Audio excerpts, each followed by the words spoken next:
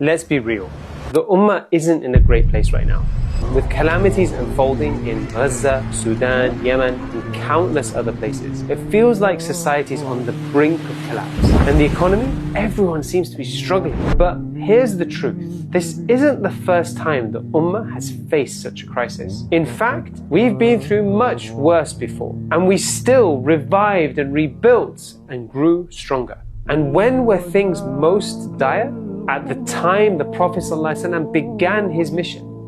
Let's compare. We're struggling with powerlessness, but the Prophet ﷺ began alone in a Bedouin tribe with almost no global influence. Arabia was so undesired that two of the greatest empires in history, the Romans and the Persians, constantly fighting for land, never bothered conquering it, even though it was at their doorstep. As for human rights, they were non-existent. People were bought and sold like property, and women were inherited and even buried alive.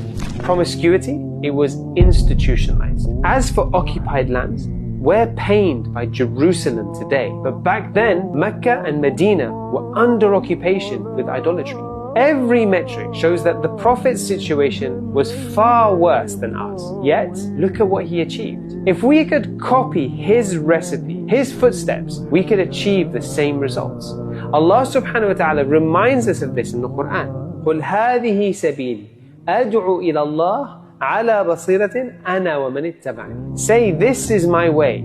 I invite to Allah subhanahu wa ta'ala with insight, I and those who follow me. This verse describes the path of the Prophet ﷺ, calling to Allah subhanahu wa ta'ala not blindly, but with insight and guidance. His sunnah is the solution, the blueprint. If we align ourselves with this roadmap, we have the recipe for success. The verse says, I and those who follow me. It's apt because where do you think this verse is?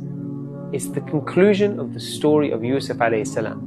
A prophet thrown into a well, sold into slavery, imprisoned, only to be released, vindicated, and made the treasure of his people. He suffered, then succeeded. And the method is the same one the Prophet ﷺ used, because it always works. Our revival isn't something we need to discover. It's something we need to revive.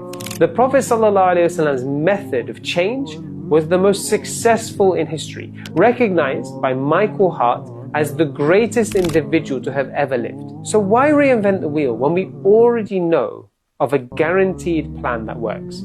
Follow that methodology, as the Quran tells us, and we have the recipe for success.